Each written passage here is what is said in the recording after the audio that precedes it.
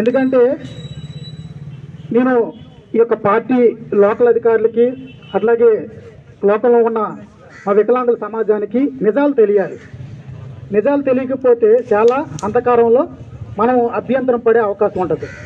అయితే మన పెన్షను ఎప్పుడు పెంచాలన్నా చంద్రబాబు నాయుడు గారి మాట తప్ప ఇంకెవరూ కూడా పెంచే అవకాశం ఎవరికీ లేదు. ఏ అధికారి కూడా పెన్షన్ పెంచడానికి ఎప్పుడు కూడా ముందుకు రారు. మనం అడగకపోయినా కాంగ్రెస్ ప్రభుత్వం అధికారంలో ఉన్నప్పుడు 2004 నుంచి 2009 వరకు మనం 500 రూపాయలు పెన్షన్ పెంచమని గింజుకున్నాం. 2007లో నిజామాబాద్లో పెద్ద యుద్ధం చేశాం కాంగ్రెస్ ప్రభుత్వంతో. ఆ యుద్ధంలో 500 రూపాయలు మాత్రమే పెంచుకోగలిగాం. అయితే 2014లో మనం అడగలేదు, బాబు మాకు పెన్షన్ పెంచమని. అప్పటికే మన యొక్క రాష్ట్రం విభజిత రాష్ట్రంగా ఉన్నది కాబట్టి మన రాష్ట్రం యొక్క పరిస్థితులను బట్టి మనం అడగకుండా ఒక చంద్రబాబు నాయుడు గారిని ముఖ్యమంత్రిగా చేసుకుంటే రాష్ట్ర అభివృద్ధికి తోడ్పాటు అవుతుంది. కాబట్టి మన పెన్షన్లు పెంచకపోయినా పర్లేదు, చంద్రబాబు నాయుడు గారిని ముఖ్యమంత్రిగా చేసుకుందాం. అయినా ఆయన ఒక మాట మాత్రం ఇచ్చేశారు, నేను అధికారంలోకి రాగానే 500 ఉన్న పెన్షన్ను ఎంత చేస్తాను, 1000 రూపాయలు చేస్తాను అని చెప్పడం జరిగింది. 1000 రూపాయలు చేస్తానని చెప్పిన మాటే మనకు తెలుసు. కానీ అతని అంతరంగం ఇంకొక విధంగా మార్చబడింది. ఎలా మార్చబడింది? అధికారంలోకి వచ్చిన తర్వాత ప్రతి వికలాంగులు కూడా ఒకసారి అబ్జర్వేషన్ చేయండి. పర్సంటేజ్ వేజ్గా పూర్తి స్థాయి వైకల్యం ఉన్న వికలాంగులకి 1500 చెప్పకుండానే ఇచ్చారు. కాదు, అప్పుడు 2014లో. తర్వాత మనం సగంలో 2019లో జగన్మోహన్ రెడ్డి గారికి మూమెంట్ వస్తుంది. మూమెంట్ వచ్చిన తర్వాత చంద్రబాబు నాయుడు గారు మనం అడగలేదు, మన అందరికీ కూడా 2000, 3000 చేశారు. అర్థమైందా? అందరూ కూడా చంద్రబాబు నాయుడు పెంచి జగన్మోహన్ రెడ్డి 3000 పెంచారు అనుకుంటారు. వికలాంగులకు మాత్రము చంద్రబాబు నాయుడు గారే 2 నెలల ముందే పెంచి పెన్షన్లు ఇవ్వడం జరిగింది. అంత గొప్ప ప్రేమ మన మీద దివ్యాంగుల పైన చంద్రబాబు నాయుడు గారికి ఉంది. కానీ ఆ రోజు ప్రభావితమైన కొన్ని అంశాలను బట్టి మనం ప్రభుత్వం నుంచి రాలేకపోయాం. కానీ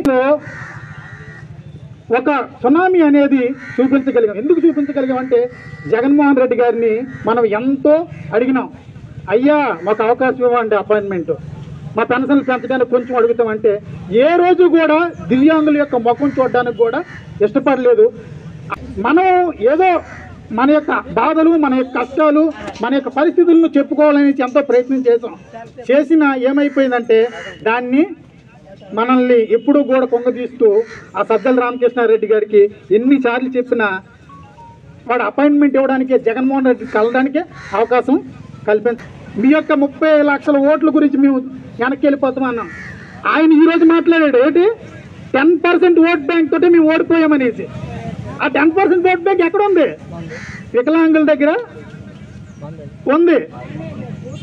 ఆ యొక్క మేము అడగలేదు, అయ్యా మాకు పెన్షన్ పెంచండి 3000, 3000 నుంచి 6000 చేయండి అంటే ఇప్పటికే బడ్జెట్ లోట్లో ఉంది. చాలా జగన్మోహన్ రెడ్డి గారు మొత్తం అంతా కూడా ఏదో చేశారు. ఇప్పుడు మనం ఎలా పెంచగలుగుతాం అంటే ఎంతో కొంతలా బతిలాడితే మీకు కన్ఫామ్గా 6000 రూపాయలు పెన్షన్ ఇస్తాం.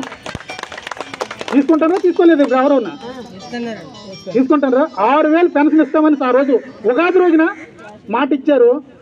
ఆ మాట ప్రతి ఒక్క వికలాంగుడి యొక్క సొవ్వులో గిర్రి అని మోగి ఆ ఓట్ బ్యాంక్ వెళ్ళేటప్పటికి మనసంతా మర్చిపోయి సైకిల్ గుద్దీశారు. ఇంకా అనుమానాలు లేవు. మాకు 6000 చేస్తానని చంద్రబాబు నాయుడు గారికి మా ఓటు. ఎవరైనా వచ్చి అడిగినా నువ్వు డబ్బులు ఇస్తావా, ఇచ్చేయి, తీసుకొని జోబులు పెట్టుకుంటాం.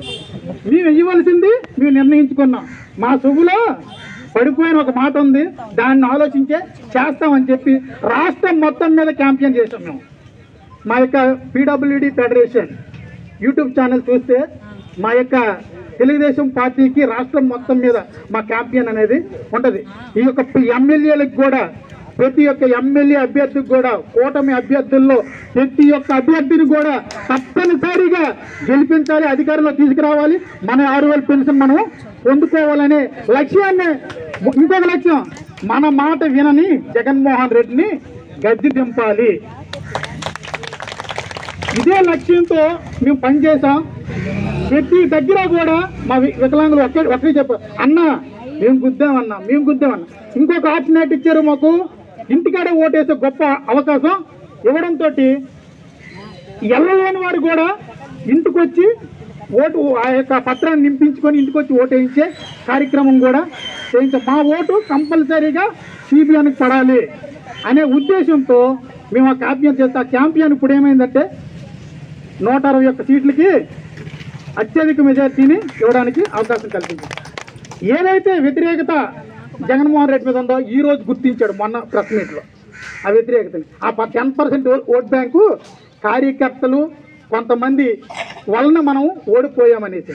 కాబట్టి ఇంకొక విషయం చెప్పకపోయినా చేసిన మహానుభావుడు చంద్రబాబు నాయుడు.